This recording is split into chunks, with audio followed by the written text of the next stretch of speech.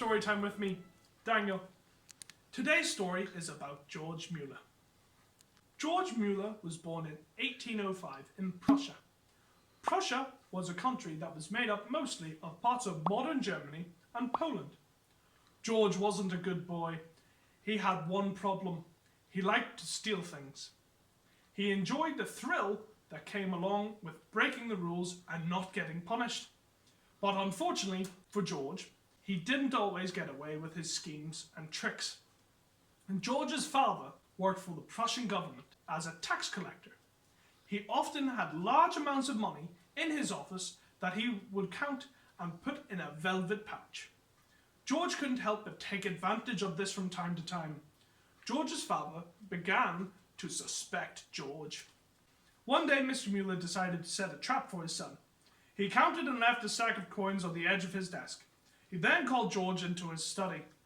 Acting as if he had forgotten to do something in another room, Mr. Muller told George to wait a moment as he left.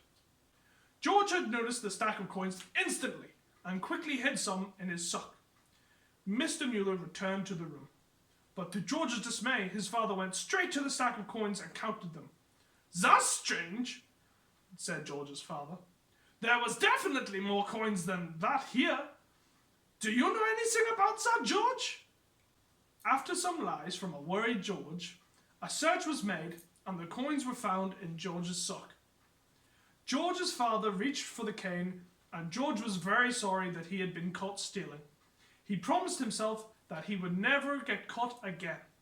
You may be asking yourself, wait, I thought this was a good story about a really nice person.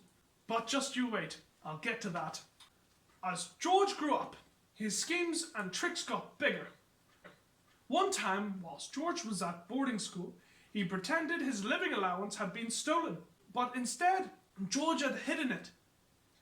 His good-natured friends gave George money to replace the money that was stolen, and George found himself with double the amount he had wanted. George went to university to become a minister. Whilst in university, George was the life of the party. He drank, played cards, and told stories of the great successes and failures of the schemes he had pulled in the past. Then one day, an old acquaintance came into George's life, a young man who had been at school with George called Beta. Beta was a Christian, but had decided instead of following his faith, he would have some fun at university. George and Beta became friends. One day, whilst on a walk, Beta informed George that he would not be going out partying that evening, but instead be going to a Bible meeting. George made fun of Beta a little, but decided to tag along. George was amazed by the sermon given at the meeting and the way the speaker prayed to Jesus as if he was right there in the room in front of them. George went back every night that week, and that weekend he knelt beside his bed and asked for forgiveness of his sins and asked Jesus to be a part of his life. After 6 weeks of attending the Bible meetings, studying his Bible and praying, George came to the remarkable conclusion. He knew in his heart he had to become a missionary and spread the good news that he had learnt to those who hadn't learnt it yet. After university, George found himself in England studying to be a missionary to the Jewish people of Europe, but he soon felt God's call was bigger than just one set group of people. And George asked to be released from his training and was invited to become a pastor of a church in Timoth, where he met and married Mary Groves. Whilst in Timoth, George decided to get rid of the practice of pew renting, as this meant richer people got the good pews and the poorer people got the cheap seats.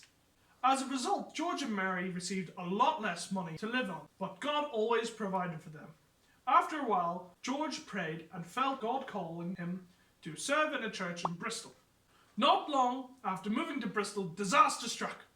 A cholera outbreak hit in June of that year. Due to the cramped nature of the towns and cities in those days, and with untreated water and sewage being thrown onto the open streets, disease spread fast. However, the people of George's church wanted to continue meeting together to encourage and comfort each other. George agreed, and they held prayer meetings each morning to ask God to spare them and to stop the epidemic. Often 200 or 300 people met to pray each morning. The epidemic continued and then drew to an end in November. Out of 200 people of the church in Bristol, only one person died during that time. Not long after the epidemic, George noticed there were a lot of children running about the streets of Bristol. These children had lost one or both of their parents in the epidemic, and often due to one parent's death, the other couldn't pay the bills and was taken to work in the poorhouse. The poorhouses were basically the worst jobs ever. George knew that with God's help, he could do something to help the poor homeless children of Bristol. George followed the principles that he had learnt from many years ago when he first decided to become a missionary. That principle was to rely on God to provide all his needs. Praying to God about the orphans of Bristol, George felt that he should start an orphanage. God provided the money for George to buy a house on Wilson Street. Then God put it on people's hearts to donate tables, chairs, beds, clothes, plates, spoons, forks, and glasses.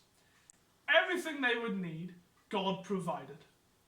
George kept a journal where he recorded every prayer he prayed, asking for a need to be met. And on the next page, he recorded the date that need was met and how it was met.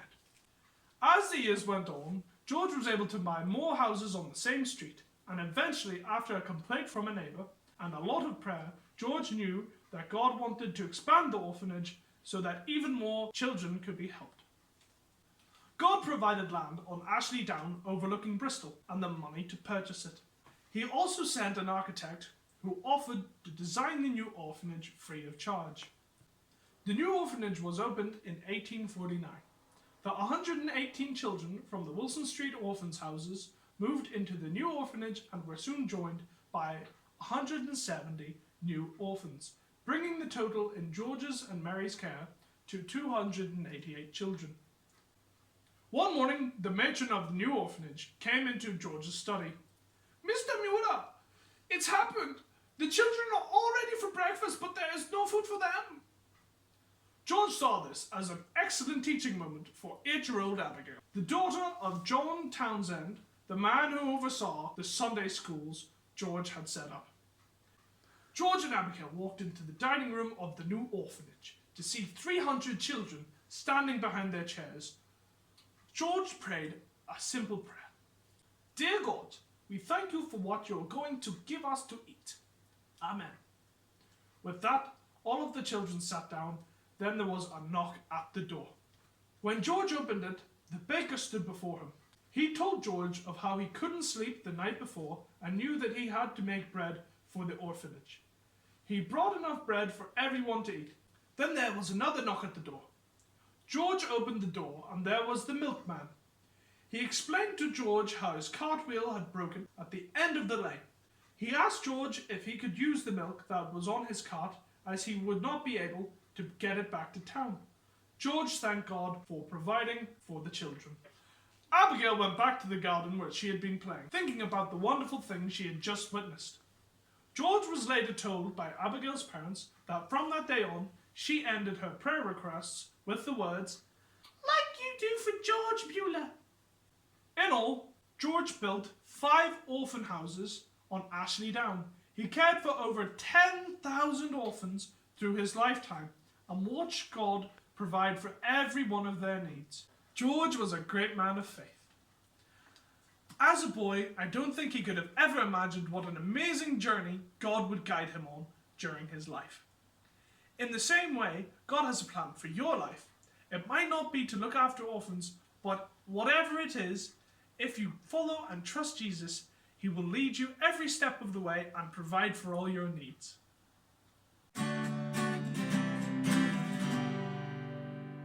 Hi guys, hope you enjoyed the video. You can read more about George Muller in this book, George Muller of Bristol. Or you can check out this book, George Muller, the Guardian of Bristol's Orphans. Bye!